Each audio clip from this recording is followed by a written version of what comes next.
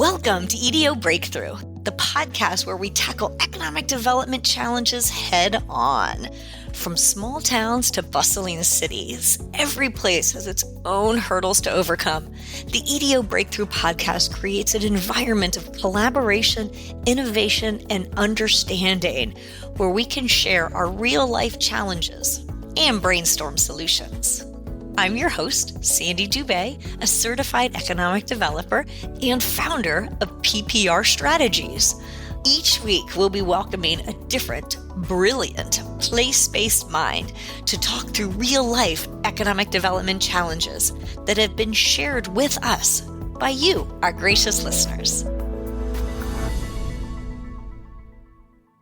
I'm joined today by a longtime economic developer, Clarence Hulse. Clarence, welcome to the podcast. Hello, thanks for having me. Good afternoon. How's everything going today? It's great. A little chilly here in the mid-Atlantic. You're outside of Chicago, right? Yes, also a little chilly. Last night, 30 degrees, so yes. Yeah, no, I wasn't quite ready to start pulling out the jackets yet, but I think I have to. So tell our listeners a little bit about yourself and your current role in economic development. Awesome. Hey, I am the executive director for Mission City Economic Development Corporation. Been in the business for over 25 years. So I started in Florida, North Carolina, Southern Indiana, and now Northern Indiana. So I'm heading in the wrong direction. North should be heading south. I did leave the business for about 8 years, being a project executive for a company that built condominiums and hotels in Florida, and then came back in 2010. I've enjoyed a great career doing the typical business attraction, expansion, doing a lot of stuff in real estate these days, housing. So it has changed, but my passion is to help people. And downtime, I love music, festivals, reading. I love the beach. So my claim to fame is everywhere I have worked has a body of water, whether it's an ocean, lake, river, or a creek, but it has to have water. I love it. We all do have our non-negotiables, and I love that as one of them. I think that's awesome. For those that don't know, tell us where Michigan City is. Michigan City is on the tip of Lake Michigan, the southern tip. We're an hour southeast of Chicago off Interstate 94. But if you look at the tip of Lake Michigan, southern tip, where we're a city of about 25 square miles, 32,000 people, 12 miles of beaches, 20% manufacturing, 40% retail, big tourism industry in terms of craft beer, wine, national park, offshore beaches, and lots of manufacturing. We are the Midwest capital of air compressors, and over 12 companies, 3,000 jobs based strictly in the air compressor industry. Air compression, that's quite a niche. Yes, if you were in coal mining, just regular mining, medical, clean rooms, food, vacuum, industrial road work, where they used pneumatic tools, that pump was probably made in Michigan City. Wow, I love it. So I would love to know what brought you back. You said you took a break from economic development. What brought you back? Well, I was looking to explore the dark side of real estate development. So I actually was always fascinated about real estate, being in the public sector for a while. We did a number of deals, buying property, try to dispose, and actually work with developers. So when the opportunity came for me to become a project exec for a company that built resorts, they did the master planning for resorts, built the townhomes, built hotels, built a small village in the middle of the resort. That was almost like a miniature view of building a small city within a large community. So did that for 8 years, and it was a fun ride, a wild ride, until the market tanked in 09, 10. That's why I didn't get out, but learned a lot being on the private side, being the one that crossed the grass for permits and entitlements and getting city issued permits and going through the process of being on the other side was quite different than being inside government. On the private side, time is money, and that's not just a cliche. It is money. You can leave a project that's not properly permitted in time, or getting the right entitlements. And so I learned a lot being on that side. And so I use those principles on working for a nonprofit supporting the city projects. How do you think being on being on the private side, how do you think that has made you a better economic developer? Definitely understand the language, understand the process, and understand really time is money. When they have approvals from the investors or law officers to get something done in a certain time frame, like 120 days.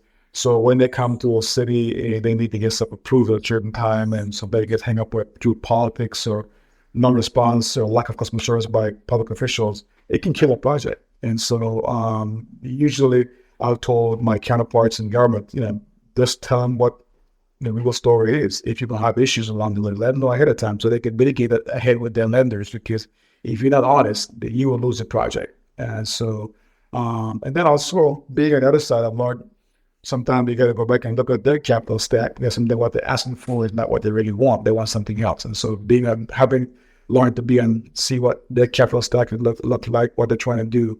So I can advise them even want to do it a different way. So it's helped me become a better negotiator on the city side, but also it helped the developer understand if you do it that way, it's going to take a longer process. Do this process within the city or go through this different permitting process, it's going to make your life a lot easier. So, Interesting. You have described yourself as an inclusive economic developer. What does that mean to you? well, for a long time, I didn't know, but one of the things I learned, the reason why I got into this business is because I like to help people. And so the word inclusive wasn't new for me. It just I never thought about it that way. Because for me, the best part of my job is knowing I've helped a family. And so for me, it's not a job, it's a calling. And so when the word inclusive came about, I'm like, oh, okay. It didn't really change what I do. Like maybe do look above and beyond where I know I go. So from that perspective, I was able to broaden my outreach and make sure I was really being inclusive. But for me, it's always been helping that person who's looking to improve their lives. That could mean training, that could mean getting a job, that could be jumping from one job to another job. But also, how do I also make sure they're connected to the world around them, whether that's social, economic, or political? Because inclusive means allowing people the ability to learn where they can access greater resources, and that means different things to different people. So for my job is to help them facilitate, make them aware, and make those connections. And so to me, that's the real value of being inclusive is not telling people what to do, but creating awareness, sharing knowledge, and then allowing them to be who they are. Yes, I mean, economic developers are kind of the ultimate connectors, and you seem to lead with that goal of helping others, regardless of what it is that they need, helping to connect them with the right person or something to solve their problem. So, on the EDO Breakthrough podcast, we get questions from our listeners, and we've gotten a couple of questions about changing jobs. We've got people that are new to economic development and are just getting started in the space. And I'm curious if you've got advice for people as you have had the beauty of being able to kind of come in and out and start new in a community. Any advice that you'd like to share? Well, there are not many crazy people who take this job as a career. Many people you meet along the way stumble into it. I am one of the few who actually got a master's in economic development and decided this is what I want to do. And because of my passion for helping people. Before I came to this field, I was actually working in Central America, working with refugees, and learned that we can spend a lot of money, but can't help people change their life because of all the rules and stuff attached to the dollars attached to them. And so when I decided I want to help people and not just being in the social side, how to do it from the economics perspective. And that's kind of what made my view to doing this, being in this field. My best advice to anybody who's in this field is to be a lifelong learner, whether that's through a formal education, whether that's through informal education. Even today, I still do webinars. I talk to colleagues. I talk to people who are up and coming, who are doing different things with AI and stuff I didn't think would be available in my space. I'm asking them questions because I'm always trying to improve myself on my career. And so the best advice I give to anybody is don't be afraid to ask questions. Be a lifelong learner. That's awesome. I agree with that wholeheartedly. Like you, I don't have a master's in economic development, so I applaud you for that. But it was my first job out of college, And you don't find too many people that are like us that have been doing something like this. But I only worked in 2 counties in 2 different states before starting my own business, and then deciding that I wanted to consult with many and, try to help lots of people. So I had just taken a different approach, or I guess help lots of economic developers is my goal. I understand the struggles, but try to, lift you up and help you solve a problem within your community. So that's a little bit different. And yeah, the lifelong learner piece. Oh my gosh, our listeners, if you've listened to this podcast for, if this is your first episode, you may not have heard this, but I am a huge proponent of professional development and, continuing to support in our career path. And this particular thing of doing a podcast, honestly, is a little bit of my own professional development and wanting to learn and stay involved and learn from people like you, what is going on out there.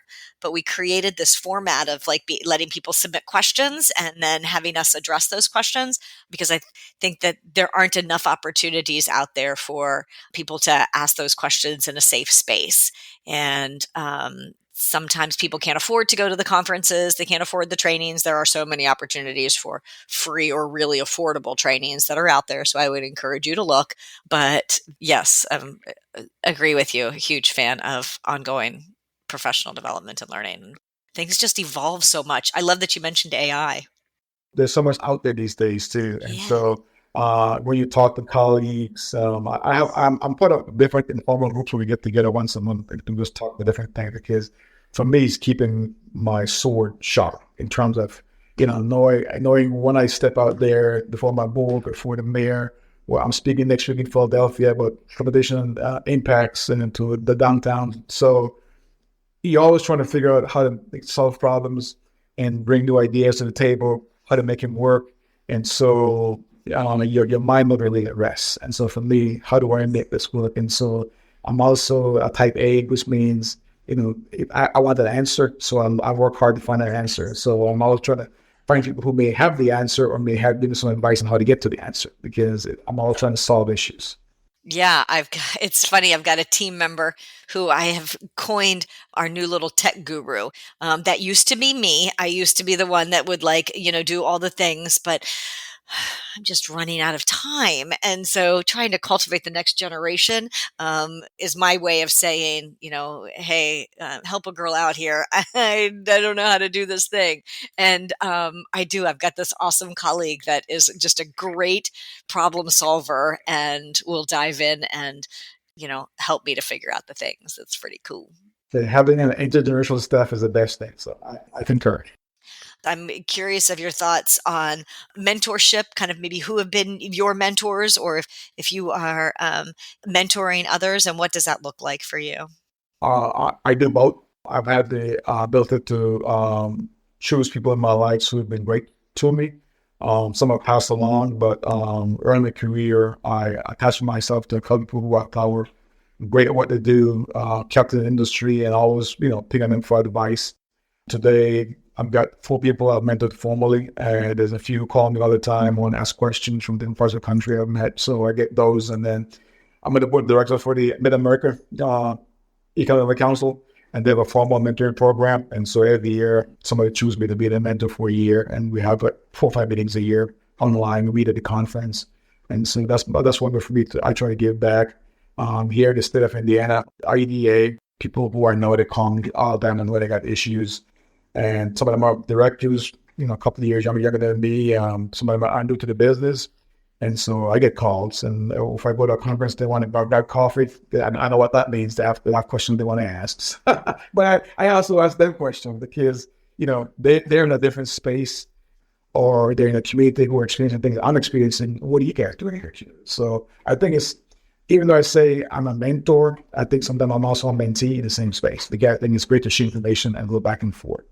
Yeah, you're right. It is a different lens, and sometimes we've been doing it too long that we're looking at it a certain way, and we need a fresh approach. So Exactly. I agree. The term we've been talking with recently with my team is this idea of reverse mentorship, which you just described, but this idea of honestly, we can all learn from one another. I don't care how long you've been in the industry, or how old you are. There is certainly something that we can learn from one another. Well, it's definitely changed. I mean, I remember the good old days of doing RFPs. We had to, then you get a call at 4 o'clock on Friday, and then you got to submit 5 packages, got to make all the photocopies and the scanning and all that. And then you got to go find the FedEx box and make sure it gets there by Monday morning.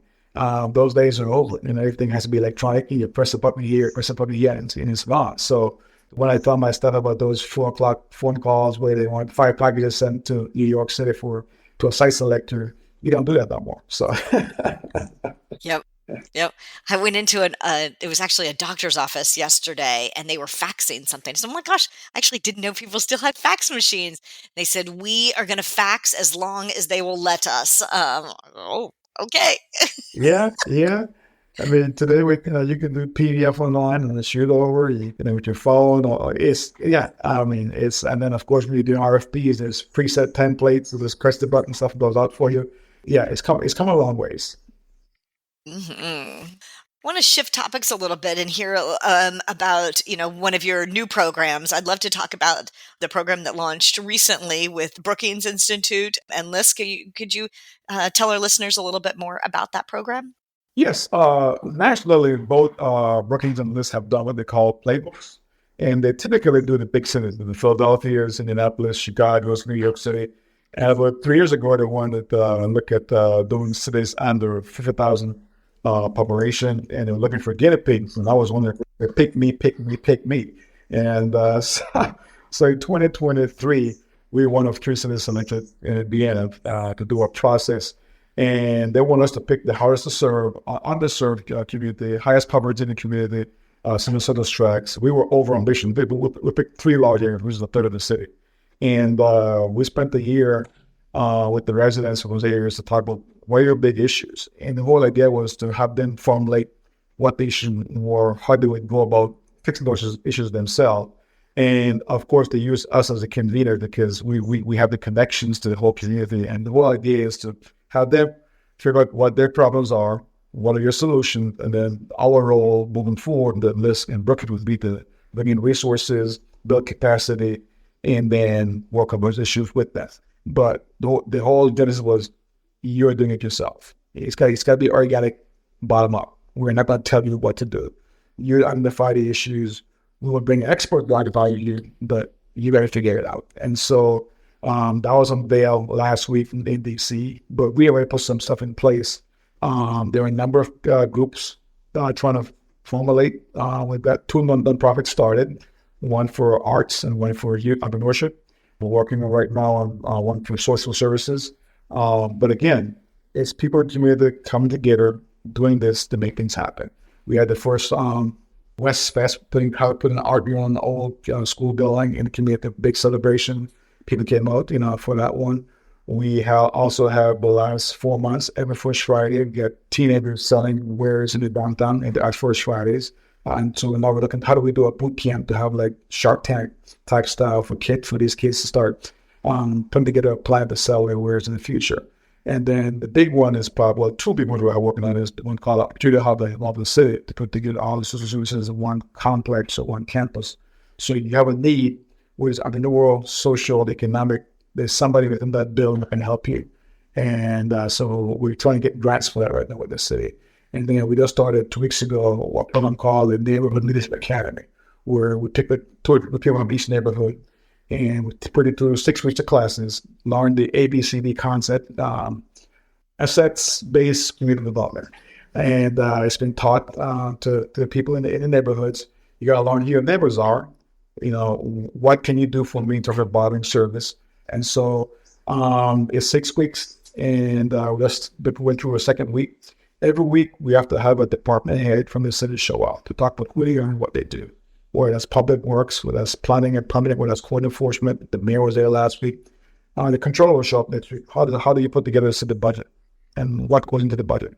But so some basic civics, but also knowing who you need to know to get things happening in your community.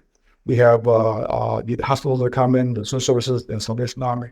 Different groups are coming to the table to talk about what they do in the community. And so the whole idea is to have this army of people, 30 people, when you finish class, then you get to get this stuff done. We're planning to hold like 3 or 4 classes the next 2 or 3 years. And so the idea is then to say, hey, you get all this information, you know who people are in the community, both public, private, nonprofit. You got issues, you want initiatives, you know who to call. And the goal is to empower people to take charge of their community. And so because if you do that, it helps the economic space, because then people are improving themselves, their neighborhood, which overall helps economic development. And so it's called the Vibrant Mission Center Cable. Hopefully this will morph into a movement for cities under 50,000, because like I said, typically it's done in a big center for a couple neighborhoods. So this is the first, and they're watching us to hopefully we can do a big job, so they'll want to do it for other small cities. Are you part of a cohort of other small cities, or are you the yes, one? There's 2 more cities in Indiana we're a cohort of, and so we probably meet once a year to share workshop, but we talk informally on the phone and emails all the time. And then, of course, we talk to LISC down in Indianapolis about what they're doing and that kind of stuff. So it's just starting, and so I think we've been pushing the envelope on a lot of things right now, so we're ahead of our forward leaders, so they're calling us to figure out how we're doing stuff. But LISC promised 3 years of assistance, and so I'm trying to make sure within those 3 years we get a lot done and build capacity, so when they leave, we can take it and run with it on our own. And so the goal, so we've sent some for labor leaders to train at Ball State Community Development Institute, so they can learn how to do stuff themselves, organize, start nonprofit, run nonprofits, because the EDC can't do this by themselves. Plus, our day job is to look at industry and business and that kind of stuff. So we've had to hire a person for 3 years to come and help us. She's a community development manager, so this is a different space for us to be in. And so her role is to make sure these things are happening and connect back to us so we can provide, if they need, like the West Fest needed sponsors. So I'm able to make ideas to call the bank and for people to put money on the table to make those things happen. So as an EDC, we have those connections to the large business. So when the neighborhood needs help, we can make a phone call and say, hey, you help us here? And so that's how we play that role in terms of we can provide you access to the business community, but also provide you resource to state agencies, LISC, Brookings to get you more technical assistance. And these are other items. That's amazing. Congratulations on that partnership, on being accepted into that program. That's quite a coup for a community. I'm sure our listeners are wondering, how do I get involved? How does my community benefit from something like that in the future? So I applaud you for being in the space and raising your hand and, I guess putting in a good application. But I think for me, it's always been, if you want to affect people's lives, it's more than just finding a job. And so it starts improving people's lives at home, in the neighborhoods, and giving them hope that they can actually be that, beacon of light within their community. And my job is to help you get you the oil and turn that flame on and make it burn brighter. And that way we can, as a wonderful former president says, more light in the community. So. When we spoke a few weeks ago, we were talking about your commuter rail project as well. And I, been thinking about obviously different transit pieces and how transportation is just such a critical component in economic development. Can you talk to us a little bit about your double track commuter rail program? Yes, we are very fortunate to have one of the few or the last interurban commuter rail in the country, from Chicago to South Bend, 19 miles of rail, 15 stops. And for a long time, from downtown Mississippi to downtown Chicago was 2.5 hours, which you can go in a car in an hour in a good day. Well, the reason for the 2.5 hours was by federal law, cargo trains have priority on all tracks across the United States. That's why when you ride in the East Coast, and in an Amtrak, and you stop for half an hour, and there's trains passing you on both sides, because that's cargo. They have the right to all tracks. That's how it works by federal law. And so we have coal trains and steel. Train that carries coal and steel between Gary and the port and Gary and University of Wisconsin. So when those trains are on the tracks, you got to park and wait. And so we were able to get funded $1.6 billion to do 16 miles of new tracks between Gary and Basement City that also improve brand new train stations along the stops. And so now that was completed in May of 2024. So right now from downtown Chicago to Michigan City is exactly 1 hour. So I can actually get to Chicago faster than driving, which is cool for us. That has brought new investment in our community. We are now looking at probably over $1 billion in the next 2-3 years of investment in our city, primarily in the downtown, because we're getting apartments, condos, shops, restaurants, and we're building a $100 million train station. That's a mixed-use facility. So you walk off the train, it's a lobby, and you go left, there's restaurants and shops. There's 2 elevators, one elevator for the parking garage, which is 8 stories, and then there's a 12-story apartment. So you can actually live at the train station, hop down, get a cup of coffee, and go to Chicago in an hour. So, which is, awesome if you live in a small town, an hour away, 2,000 people, and you live by the beach. So our beach property is not what is in Chicago yet, but it's going to be there at some point, because people from Chicago know they can now live here at a cheaper cost of living and make Chicago higher incomes. And so we're already seeing that tradition right now. Currently, I have 1,500 units of multifamily in the pipeline with 500 under construction for downtown apartments, both market rate, which is luxury, and affordable, mixed income. I've got about 8 new restaurants coming: Italian, French, Mediterranean, one Italian bar, and 2 breakfast locations. Again, all within that half mile of the train station. We are one of 6 cities in the state that have what they call a TOD district, with TOD regulations and zoning overlay districts. So you can build certain ways, you can build to the sidewalk, you can lower the parking ratios, which developers love. And so we look at 2 hotels in the downtown now. So there's a lot of activity going on within the downtown the last 3 years that we were planning for. But once we announced that the station was, the track was completed, it exploded. And so we're getting a lot of new development in the city, especially in downtown. Now, here's the other thing, the piece in the pie, is that 20 miles away outside the city, there's the state's largest deal, $11 billion Amazon data center. 2,000 jobs. We have an electronic vehicle plant, same location, 2,000 jobs, $4 billion investment. So within 20 miles, I got $15 billion outside the city with 4,000 jobs, high level. We're looking at putting another train station over there. So it'd be 15 minutes from the downtown city to work in Amazon or the vehicle plant. So all those people who want to live in a quaint downtown with shops, restaurants, bars, and apartments, and arts district. And so we're trying to get those built up in the next 3 or 4 years, because they both open up in 4 years. All those locations open up in 4 years. So for us, it's all happening at the same time. This investment from the double track, which we welcome, and then boom, we have these data centers and this electric vehicle plant opening up 20 miles away on the east side of the city. We also have the newest national park in the country.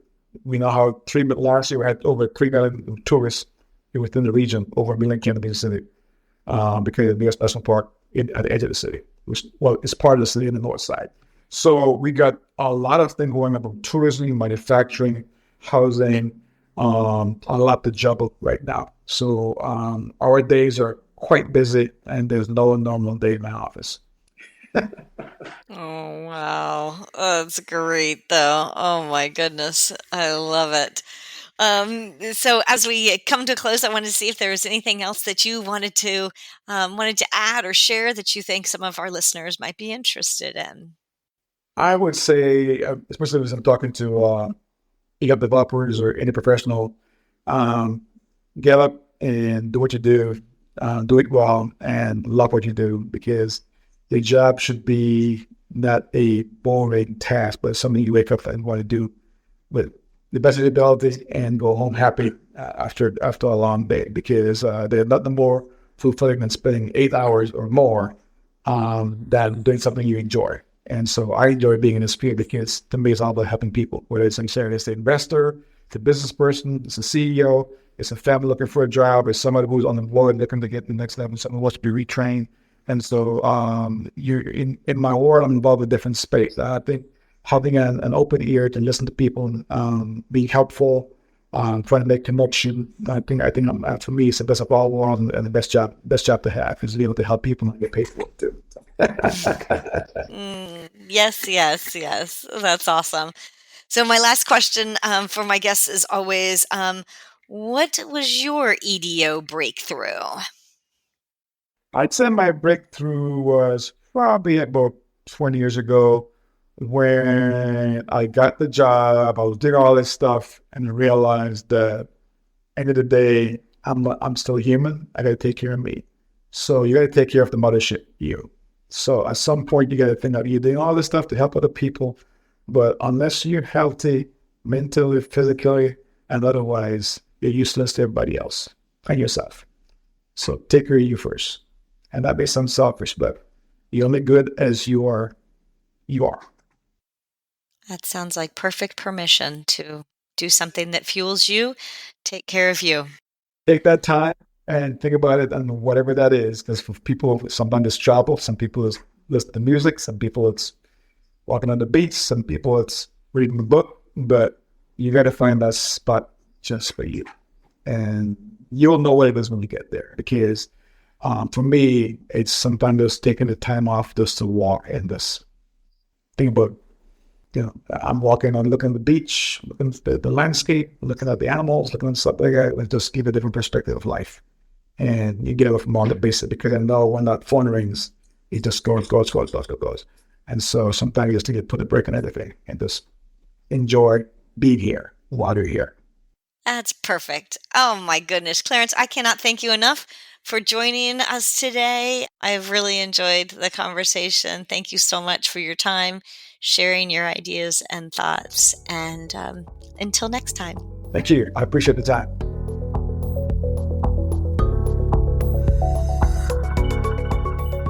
The EDO Breakthrough podcast is brought to you by PPR Strategies. PPR Strategies, standing for People and Places Reimagined, is a strategic consulting firm working specifically with EDOs and other place-based organizations. We share the unique stories of communities through communication, strategic planning, marketing, media relations, and more.